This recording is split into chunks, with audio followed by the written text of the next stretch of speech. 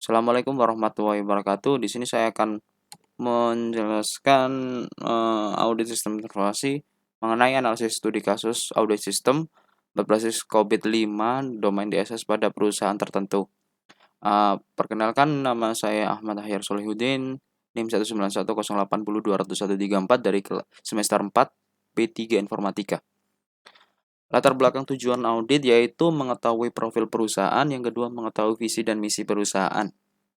Yang aktivitas audit sistem informasi yaitu yang pertama ada perencanaan, yang kedua ada pengumpulan data dan pengelolaan data, yang ketiga analisis gap, dan yang keempat rekomendasi dan tinjak lebih lanjut.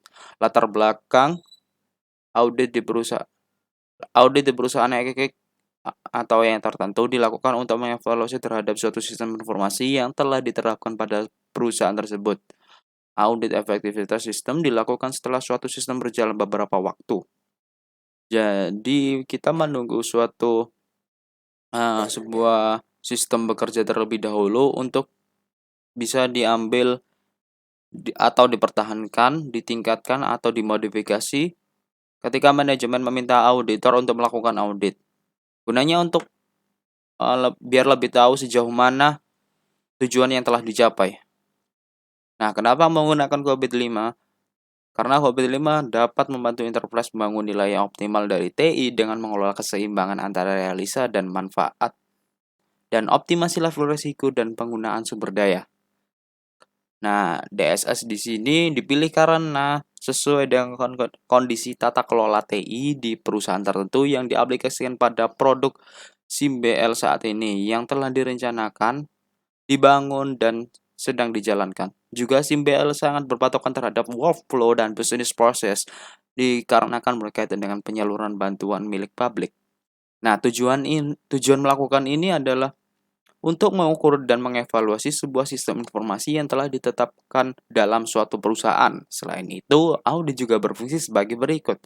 Yang pertama, mengamankan aset perusahaan. Yang kedua, menjaga integritas data. Yang ketiga, menjaga efektivitas sistem. Dan yang terakhir adalah keefisiensi dari sebuah sistem. Nah, profil perusahaan yang saya audit ini berawal dimulai dari proyek Pembinaan Usaha Kecil dan Koperasi atau PPUKK tahun 2001 dan mengalami perubahan menjadi Community Development Center atau CDC pada tahun 2003. Seiring dengan perubahan regulasi pemerintah dan tuntutan bisnis yang terus berkembang, maka unit CDC dari tahun 2003 hingga tahun 2011 terus mengalami transformasi, baik dalam paradigma hingga pengelolaan organisasi, ruang lingkup tugas, wewenang, dan tanggung jawab. Misi perusahaan yang saya analisis ini, yang pertama ada visinya untuk menjadikan pemain telekomunikasi, informasi, media, pendidikan, dan layanan terkemuka di kawasan. Misinya yaitu yang pertama menyediakan dengan kualitas unggul dan harga yang bersaing. Yang kedua menjadi role model sebagai korporatif sekolah terbaik di Indonesia. Aktivitas audit ini ada dua ya, itu tata caranya. Yang pertama ada perencanaan. Nah, perencanaan ini dibagi menjadi 4 ya. Identifikasi masalah. Yang pertama ada identifikasi masalah, yang kedua melakukan studi pustaka dan studi objek penelitian. Yang ketiga melakukan diskusi dengan stakeholder, dan yang terakhir menyiapkan kebutuhan audit yang telah untuk digunakan. Nah, audit sistem.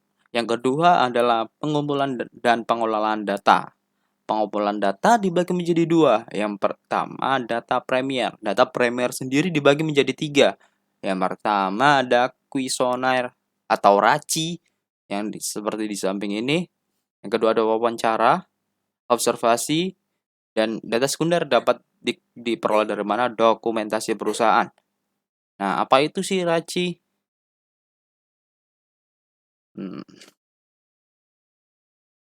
RACI.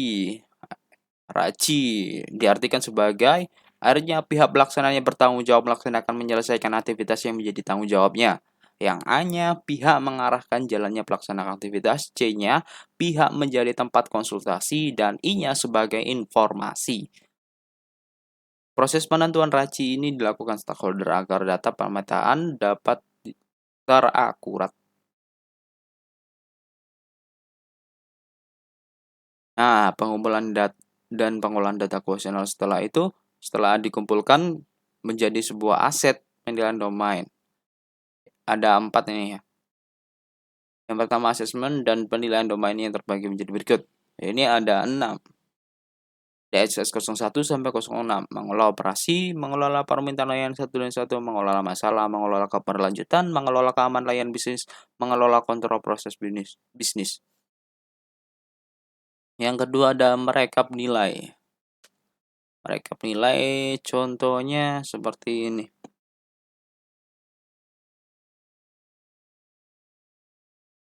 Nah, sebelum itu ada level-level ya untuk hasil dari kuesioner tersebut.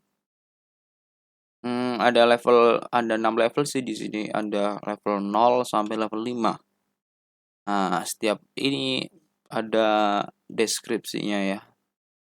Level 0 pasti gagal karena tidak mencapai apapun. Yang level 1 dilakukan tapi belum ada manajemennya. Nah, level 2 ini seperti di sini dan sampai level 5.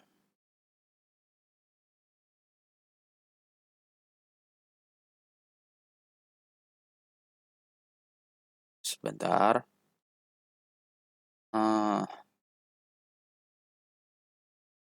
Nah, ini ada DSS01 yang menjalankan prosedur operasional. Frekuensinya ada di sini dan levelnya udah menyampai level segini.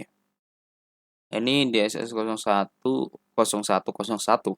Ini ada banyak ya.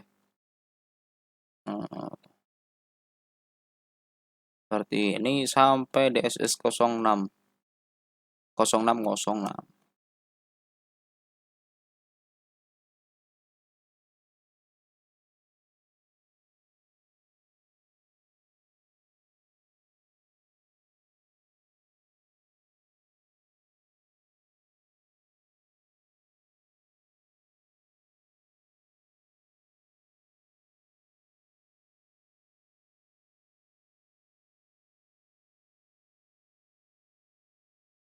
Nah, di sini DSS yang terakhir ya.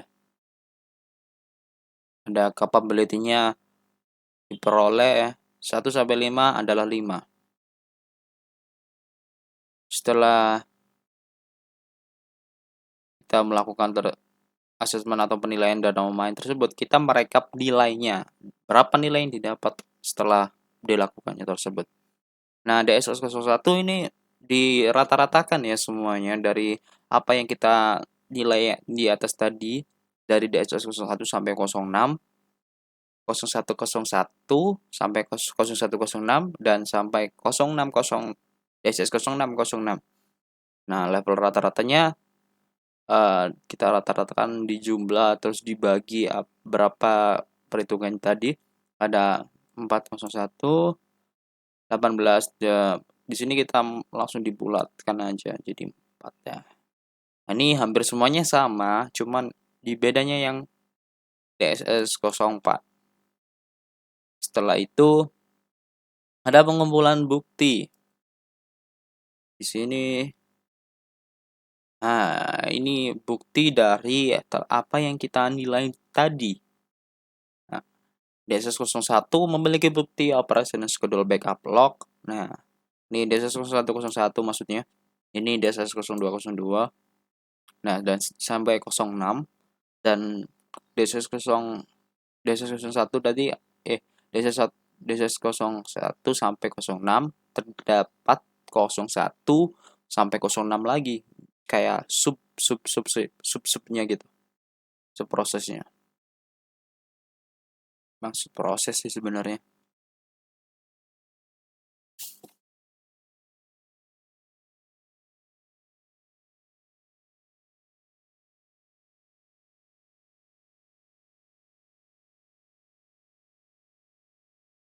Nah, setelah kita mengumpulkan bukti-bukti dari apa yang sudah kita nilai dan kita kumpulkan tadi, kita menilai kondisinya.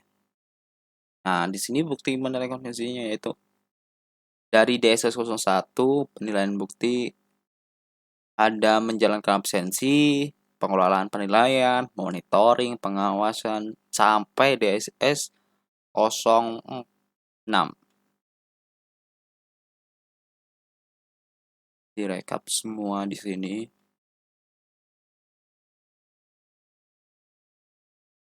Nah, setelah kita menilai kondisi tadi, kita menentukan gapnya atau selisih dari apa yang kita inginkan. Misal, kita pengennya seperti DSS01 ini level targetnya 5, tapi kita masih mendapatkan 4, tidak apa-apa. Karena itu udah termasuk sudah bagus banget sih harusnya.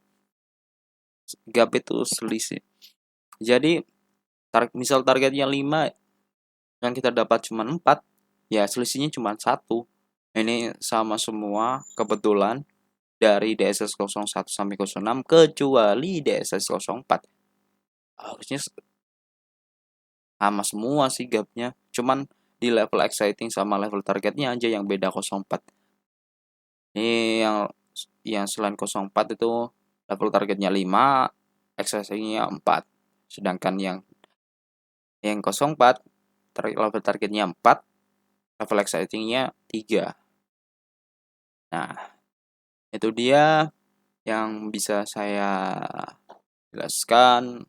Apabila ada salah kata, mohon maaf untuk sebesar-besarnya. Wassalamualaikum warahmatullahi wabarakatuh.